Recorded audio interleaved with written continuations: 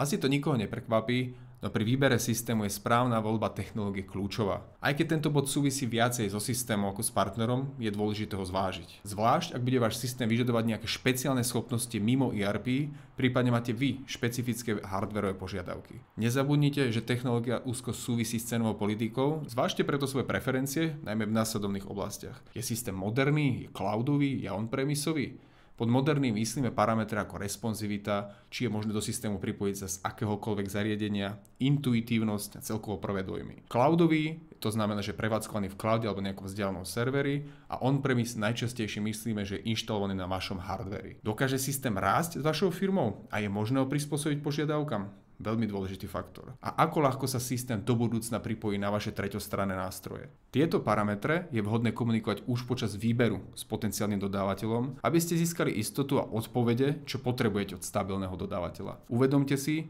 že technológia aj tým, čo dodáva technológiu, sú často v jednom balíku, takže jedno ovplyvňuje druhé.